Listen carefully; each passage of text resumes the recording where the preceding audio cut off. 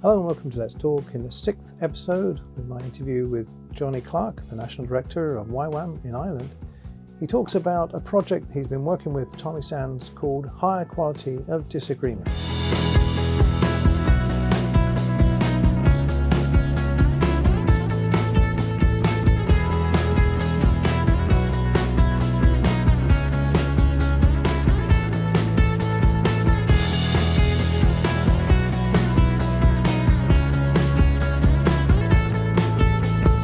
I think it's a very brave film as well, because I know, having lived here since that length of time, I actually worked in the media. And one of the problems that I have is because I've worked in the media and I've lived here, I found it difficult to approach people to tell the story because I felt really, really connected to it, and I wanted to be, I wanted to make sure that it wasn't use and abuse, because I felt they were being used and abused.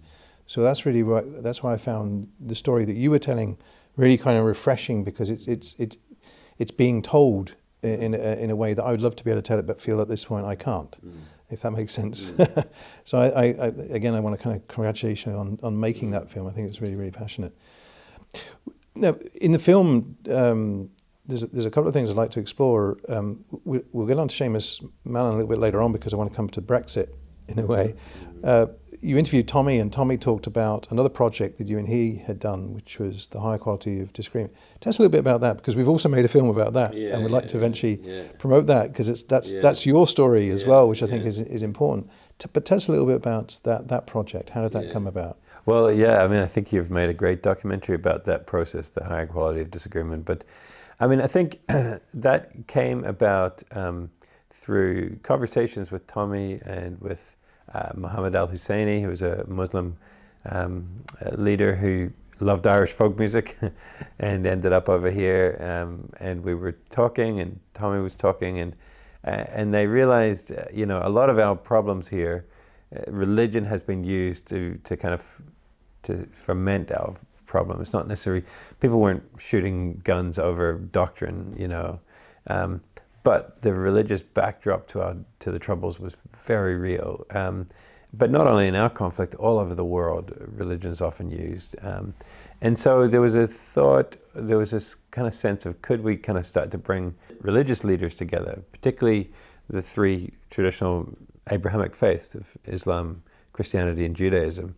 Could we bring leaders from those faiths together to not just have some kind of bland interfaith gathering where we all tell each other that we're great, and but to have robust conversation about our differences, knowing that we disagreed before we started and that we disagree at the end, but to figure out a way to, first of all, humanize each other, where we actually meet each other, and you realize a lot of religious leaders don't meet other leaders from the other sides, and then they're leading a community, their own communities of people, and if they themselves don't even know the other side, then it's not a good thing. So the idea was to have a process where people would develop a higher quality of disagreement, where disagreement wasn't just stone throwing, it wasn't demonizing, but it was trying to build bridges of mutual understanding while also understanding our differences, and very real differences, and not minimizing those. Part of the process was the dinners that you were trying to organise. What did you call those dinners, and how many have you had? As a spin-off of that was this idea of diversity dinners, which was because when we got the religious leaders together, we had former archbishops and rabbis and imams and leaders of the Islamic community in Ireland, and kind of higher profile religious leaders, and it was great.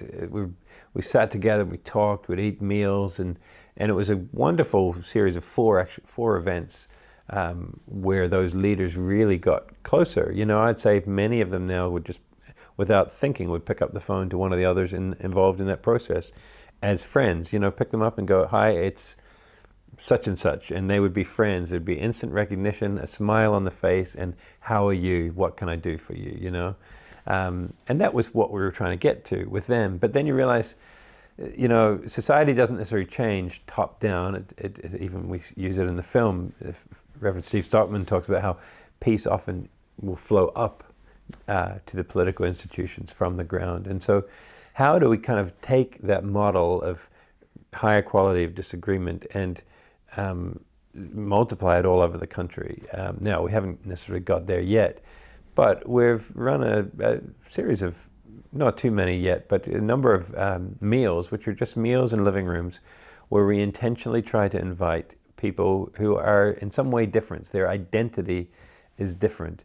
The quote I use also in the film is that our identities are what make us different. Our stories are what make us the same. And the point about these diversity dinners is you come together and you might be a gay man, a straight man, a unionist politician, and a Republican, or a nationalist, or a man, woman, whatever these demarcating kind of identities are. You come together, you sit around the table, and we eat and we talk, and we maybe share some of who we are and what is something important about our identity.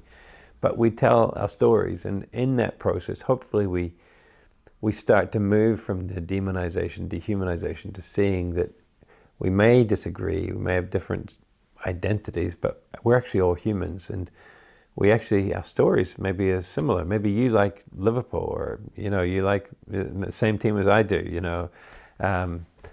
and those finding those commonalities then becomes a very profound thing. And I would love to see that.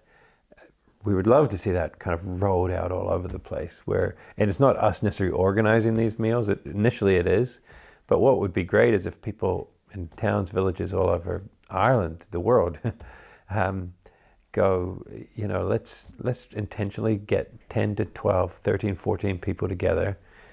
They know what they're coming to. You'd give them a brief, rundown. This is what we're going to do. Nothing intense. We're not going to have big fight about who's right or wrong. We're just going to try to build relationships and share stories. And if it goes well, we might do it again, and so that web of relationships in society starts to grow. And instead of a society of fractured them and us, we become a society of people that understand each other and know each other. I think that's the powerful message is you've got to get people to tell their stories, their individual stories, and share, and not be frightened to share.